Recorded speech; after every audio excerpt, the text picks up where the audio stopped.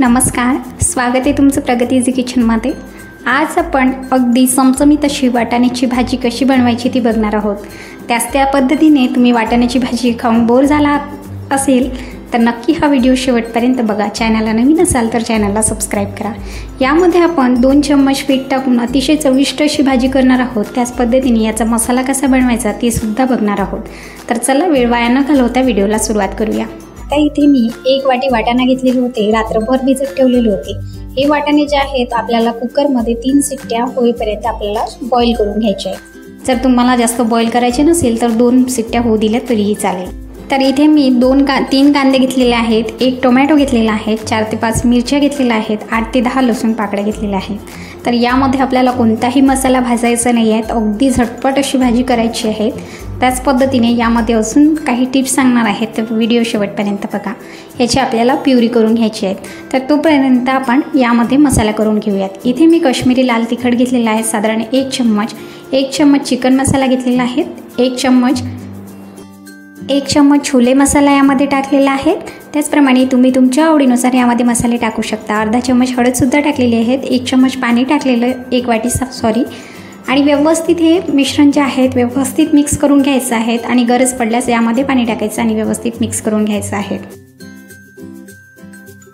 आणि अर्धा चम्मच यामध्ये हळदसुद्धा टाकून घेतलेली होती। तर कढईमध्ये 1 चम्मच साधारण तेल टाकून घ्यायचं आहे आणि जे बॉईल केलेले वाटाणे आहेत ना ते आपल्याला साधारण 2 मिनिट भाजून घ्यायचे आहेत, म्हणजे तेलामध्ये छान परतून घ्यायचे आहेत। यामुळे काय होणार की भाजीची टेस्ट जी आहे खूप छान येणार।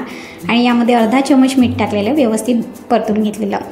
तर ते आपण वाटाणे जे आहेत ते काढून घेतलेले। त्याच कढईमध्ये साधारण 2 चम्मच तेल टाकलेलं, तेल तुम्ही तुमच्या अकॉर्डिंग टाकू शकता।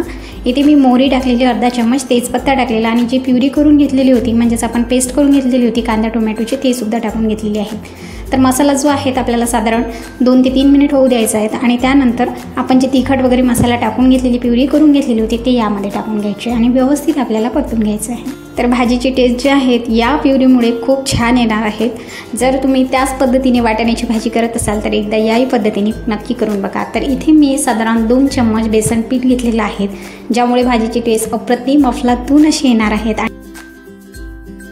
जे आहे त्यामध्ये भाजून घ्यायचं, थोडं पाणी टाकायचं आणि व्यवस्थित हा मसाला साधारण 2 ते 3 मिनिट होऊ द्यायचा आणि नंतरच यामध्ये वाटाणे टाकून घ्यायचे आहेत बॉईल केलेले।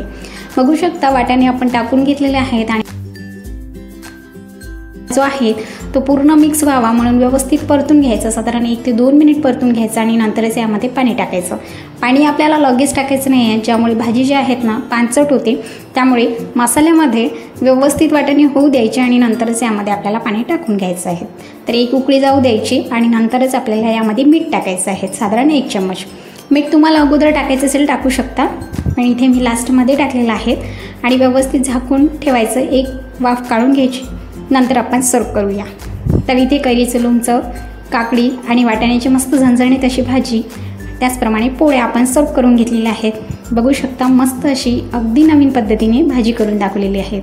तर चॅनलला नवीन असाल तर चॅनलला सबस्क्राईब करा। आजची रेसिपी कशी वाटली कमेंट करून नक्की सांगा।